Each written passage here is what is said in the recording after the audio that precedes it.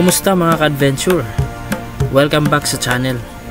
Sa video na ito, samahan niyo ako maglakbay mula sa mainit at abalang bayan ng Sison, Pangasinan, paakyat sa malamig at preskong hangin ng kabundukan ng Benguet.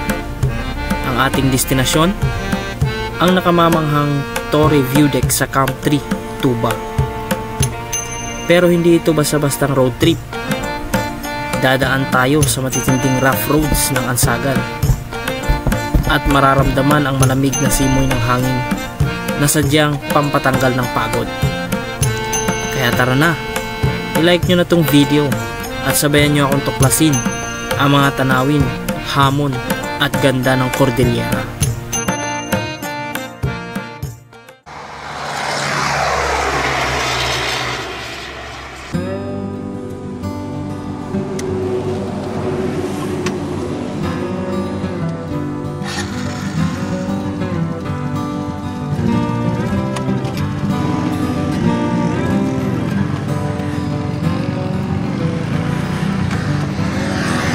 Good morning world! Isang napakagandang araw sa inyong lahat. Welcome back sa ating YouTube channel, Eli Motor. At samahan nyo ako sa isang biyahe na ating gagawin mula rito sa bayan ng Sison. Papunta ho tayo ng Antong Falls. Then try natin na pasyalan yung isa sa mga magagandang lugar dyan sa parte ng Camp 3 sa Tuba, Benguet. Dahil nung nakaraan tayo ay pumunta ng Felix Mines galing ng San Manuel, Pangasinan. Ngayon na may Sison, papunta ho ng Camp 3. At samahan nyo ako sa isang masayang biyahe with some of the places na hindi pa gaanong na-explore dito sa Camp 3. Let's go! Dito na tayo sa may kanto. Papunta ho ito ng yung pagawaan ng semento, Northern Cement, dito sa bandang kanan. Tulad ng nasabi ko sa inyo nung nakaraang video natin, ay gagawa din tayo ng isang adventure mula rito. Daan tayo ng Antong Falls hanggang sa Ansagan, tapos lulusot tayo ng Cannon Road. Yan yung kaibahan ng ating adventure ngayon, dahil galing naman na tayo sa Baguio nung nakaraan. So sa ngayon, iba ang ating lulusutan. Sa Cannon Road tayo.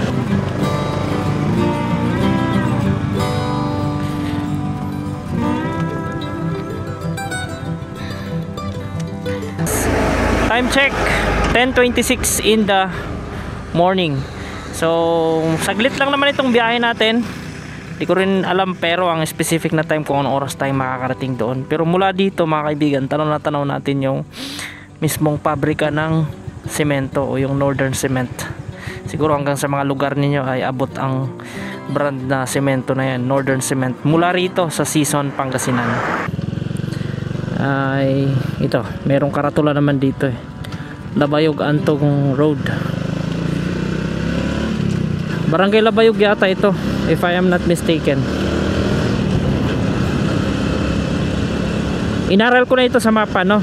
Kaya hindi na ho ako gagamit ng mapa, na hassle pa sa motor. At pwede nyo itong maging simpleng guide lang para kung mahilig kayo sa maikling adventure na masaya at fulfilling, pwede nyo sundan ito mga kaibigan. Andito na tayo sa entrance ng Antong Falls mismo, kaya lang hindi na tayo papasok dyan. So pag pumunta kayo dito, merong parang entrance na 30 pesos, tapos iba pa yung parking fee doon sa unahan. So hindi naman na tayo papasok dyan dahil ang ating sadya ay adventure. Dahil galing tayo sa Antong Falls, sa entrada ng Antong Falls, ito pala, kakaliwa tayo dito. Pero pag galing tayo kanina mismo dyan sa bayan, let's say sa bayan, ay kakanan na kayo. So ito yun, sana ay maintindihan yung aking instruction. So this is it, pansit. Napakatindi ng rough road nito mga kaibigan. Malala ko sa vlog ni Direk Gino, hanggang dito siya eh. Nung nagbagyo siya na kung di nyo pa napanood nyo, panoorin nyo kay Direk Gino. Basta meron siyang biyahe ng Baguio, hindi pa kami magkakilala nun. Last na biyahe niya bago kami nagsama doon sa Daang Kalikasan. Ito narating niya ito, tas in-scout niya ganyan, nilakad niya yan. So sa akin, di ko na i-scout to kasi alam ko naman na itong lugar na ito. Saka talagang mahirap ito sa tawag nito pagmumotor, lalo kung tag-ulan. Pero sa ngayon kayang kaya naman. Saka rough road talaga no mga kaibigan.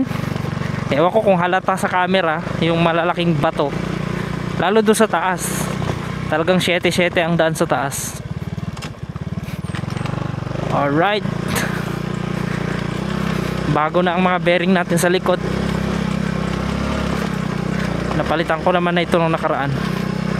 Pinost ko sa Facebook yung ating short video.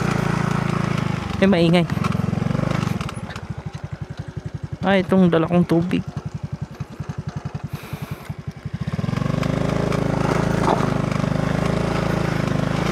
Let's go. Salamat pala mga kaibigan doon sa mga naka-appreciate dito sa ating video. At medyo luminaw na itong malinaw na talaga itong ating dialogue dahil gumamit na ako ng mic na sa dati sa paniniwala ko napapangitan ako. Ngayon dahil mas gusto niyo yung malinaw na audio, then so be it. Ito ang gagamitin natin sa pagmo-moto vlog, sa mga adventure natin. Magma-mic tayo. Pero pag camping, raw na mic lang gagamitin ko. I mean yung stock na mic ng ating camera.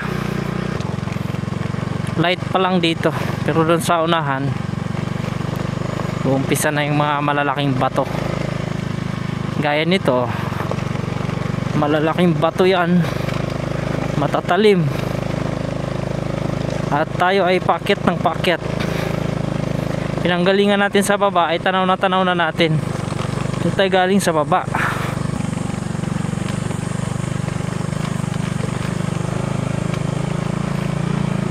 Kumalahati agad yung gasolina ko. Hindi ako nag full tank ngayon mula sa Santa Maria, Pangasinan.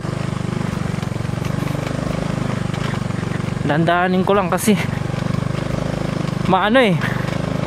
maalog pagka mabilis ka, tapos kayang-kaya naman ng Primera. May van dito, Delica. Siguro may bahay dyan sa baba. Hop. Wow, lumala pa, ang laki ng mga bato. Yan oh. So hirap dito pag automatic motor mo, maliban lang kung high ground clearance talaga. Yung beat ni Direk, ewan ko lang kung kakayanin. Kaya dito. Oo, upon my observation. Grabe yan. Legit na napakataas nito. Naakyat natin with matching bato-bato. Grabe yan. Loose yung mga malalaking bato kasi. Sige.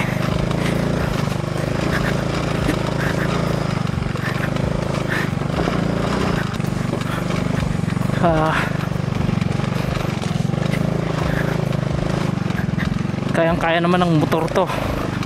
Basta naka dual tire ka at hindi ka mahirapang umakyat.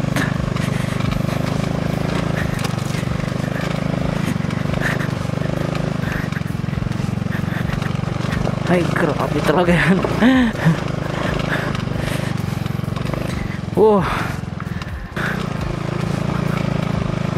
Summer na summer, kaya madali lang siya. Hindi siya ganun kahirap. I mean mahirap pero hindi ganun kahirap. Grabe ano, ang lalaki ng mga bato. Elastic na yan.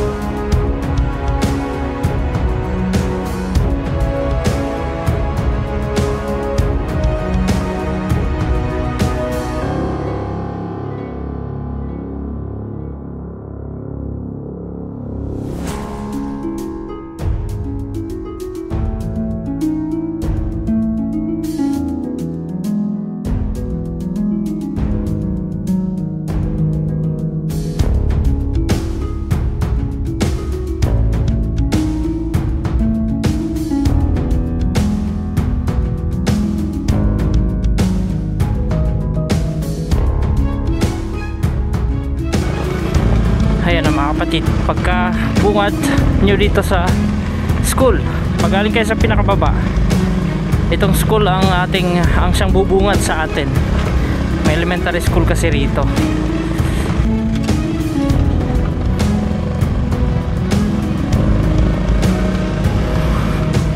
Ganda ng mga daan nila rito.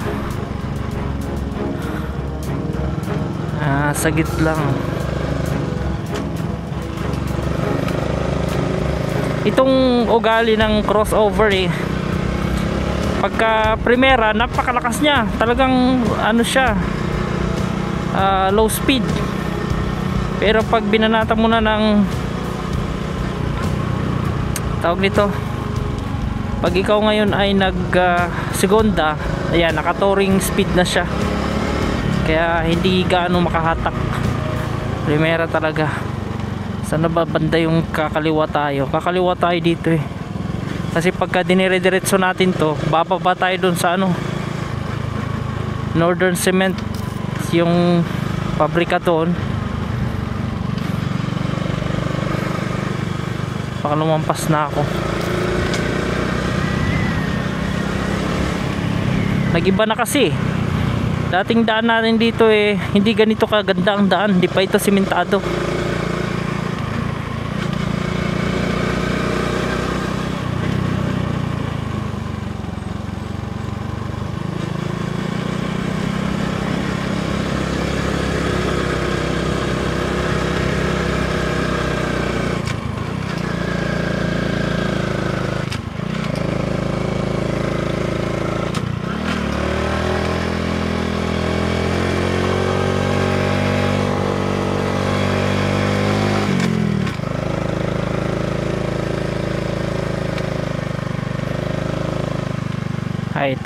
Ito na yun.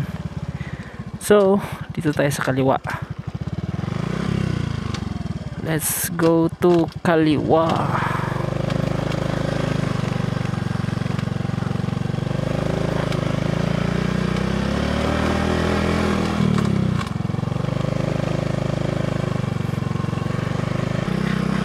Ayan, back to rough road tayo ulit mga kapatid. Pero hindi na kasing hirap doon sa mga naunang dinaanan natin. Bahagyang paket-akyat ulit tayo. At ito yung makikita ninyo sa bandang kanan natin. Yan. Up. Hiya. Sa taas na tayo Pababa na naman. Plano nila siguro sementohin na ito kahit yung tire path lang, kasi may mga pebbles na dyan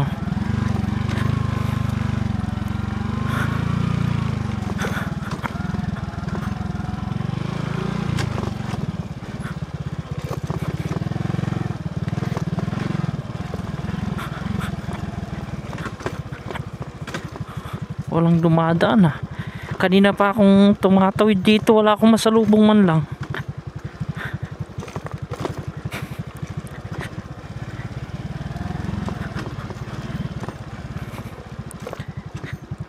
Grabing tarik niyan.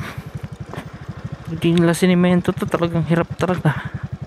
Kahit 4 wheels na 4x4, hirap niya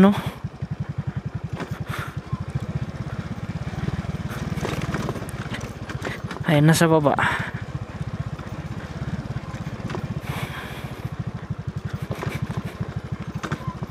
Kita ko na yung poste sa baba.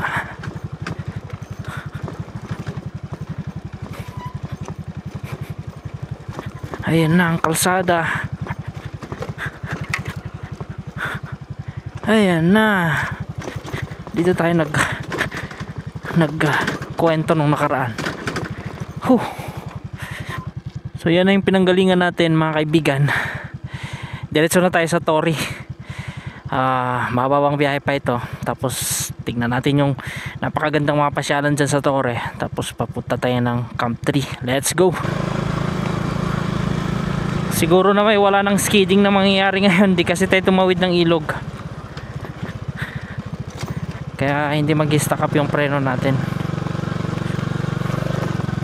Napapansin ko lang dito mga kaibigan, kahit na nasa bundok tayo, tingnan mo, yan, wala namang kabahay-bahay, walang katao-tao, pero makita mo yung pagiging disiplinado ng mga tao rito, na kahit gubat, kahit bundok, ayaw pa rin nila na makalat. So yan, yun yung mga isa sa dapat natin i-consider at irespeto natin, na kapag may mga basura tayo, kahit simpleng pinagkainan, tatapon pa rin natin sa tama, kasi sila nga lokal, hindi nagkakalat, tayo pa kaya na mga strangers lang. Wow, pine trees mga kaibigan, sama pa ng malamig na pakiramdam, lamig ng hangin dito.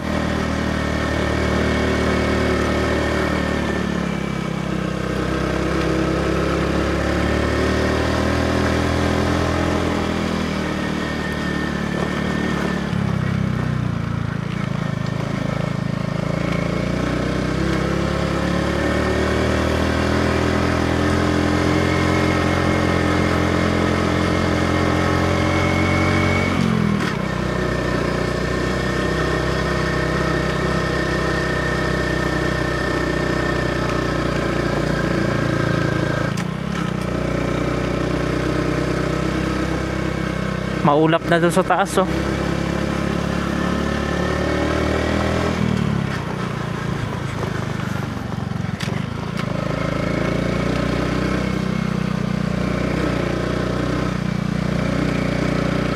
Ski akyat.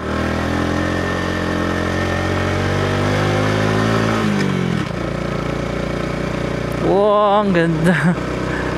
Paket tayo ng paket ngayon.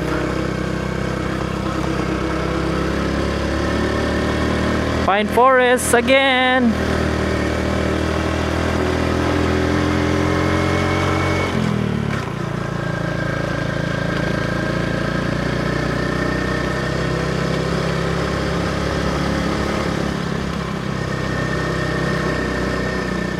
Grabe mga kaibigan, sa sobrang lamig sa area na ito, may mga nabubuhay na kape. May mga plantation ng kape dyan sa gilid ng daan. Yan, packet na tayo ng packet. Ito na yung daan na tinahak din natin nung nakaraan nating vlog, papunta ho ng Felix Mines. Wow, welcome to Camp 3. Camp 3 na tayo mga kaibigan. Vicinity na ito ng Camp 3, Barangay Camp 3, Tuba Benguet.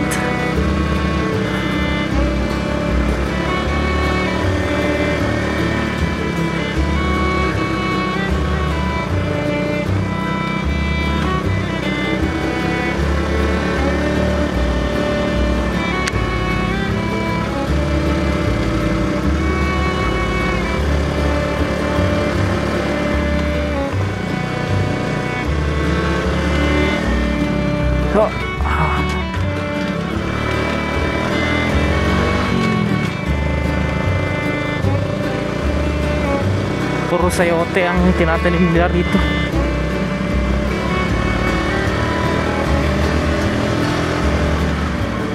Mga truck na nagkakakot ng sayote yan. Solid ng pine trees.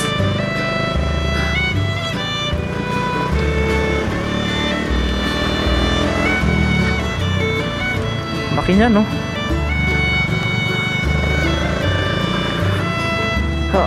Yeah.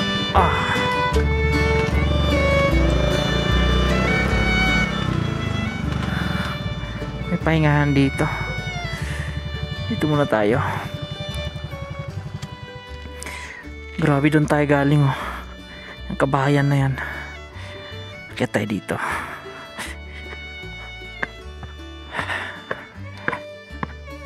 Yan.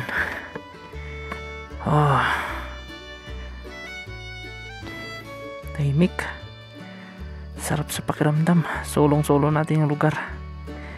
Let's go.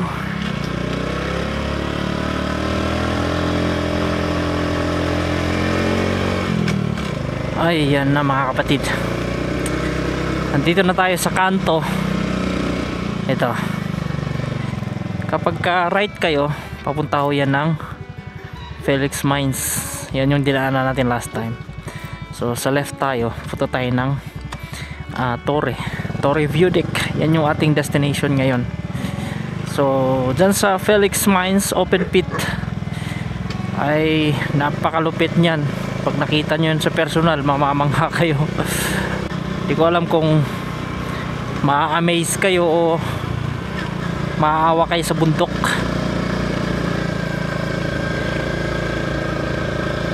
Ang ating destination dito ay ang Torre View Deck. Napakaganda ng mga tanawin din dito mga kaibigan. Kaya kung hindi mo pa napuntahan to, abay rotahin mo na to. Napakaganda nito. Automatic motorcycles kaya ito pagkagaling kayo ng Camp 3 sa may Cannon Road. Doon kasi ang labas natin mamaya. Yan o, wow, ang ganda. Ito na, nandito na tayo actually. Napakalapit lang. Kita na natin dito ang Torre View Deck 360 degree. Titingnan natin. Palipat tayo ng drone dito. Iyo. Kaso maulap mga kaibigan. Yan na, ito na yung view deck.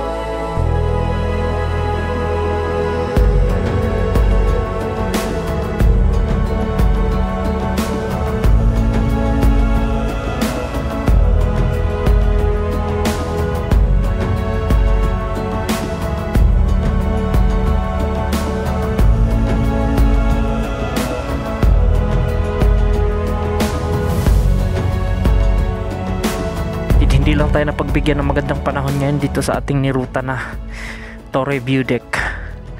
Talagang cloudy kahit sa drone, pero dito kita naman. Dito lang kaso yung mas malalayo pa at magaganda pang tanawin, hindi natin matanaw. Pero okay pa rin. Let's go, pababa na tayo ng Cannon Road. Meron pa tayong adventure. Kagandahan lang din naman dito ay simentado, kaya walang kahirap-hirap. Yun lang, mag-enjoy pa rin tayo na magpapaliko-liko dyan hanggang sa Camp 3 ng Cannon Road. Cloudy na foggy. Talagang wala kang makakita sa baba. Linis ang daan nila rito ah. Nilinisan.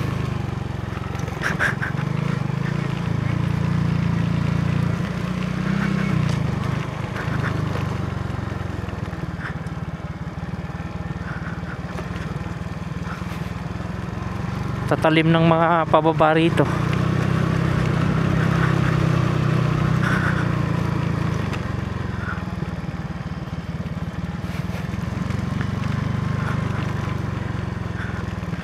May mga bagong daan na ginagawa dyan, no? Natanaw rin yan sa drone shots natin doon sa Felix Mines. Dami mga view deck dito. Alapang. Yan, may view deck na naman dito. Kaso natakpan na ng mga puno. Alapang view deck. Linis ng daan talaga.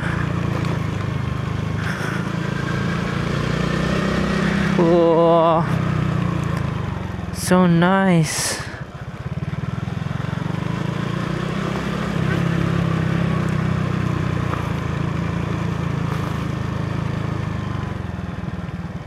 Grabe oh, daming mga ebidensya na talagang malamig dito. May mga mayana sa gilid ng daan.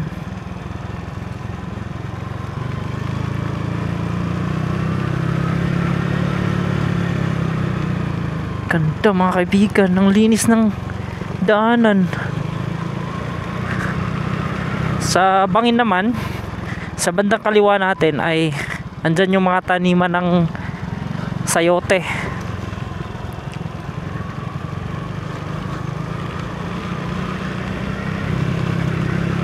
Wow, uy, hindi na halata yun ah. Sisemplang ka dun pagka di mo makontrol yung motor.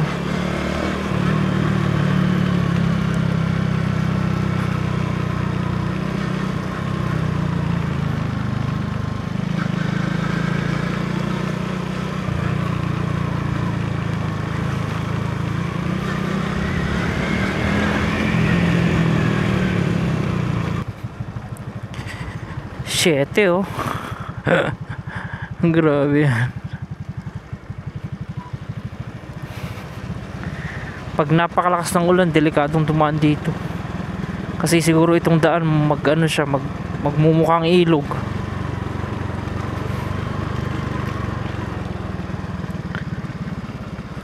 Umulan dito kamakailan lang oh. Baka kahapon. Basa eh.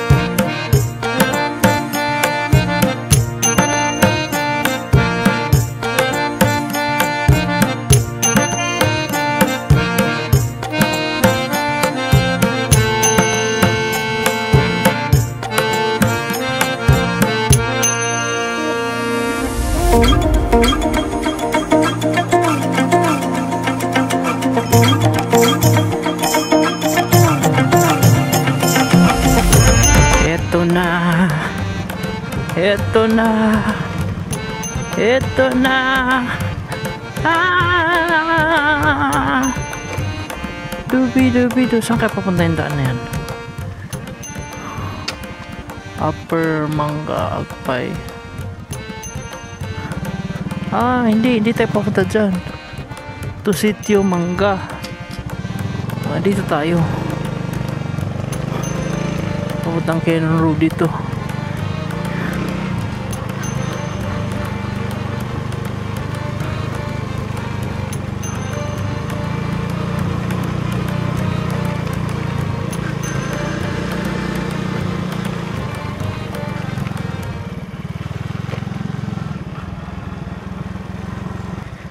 Ito na talaga mga kapatid.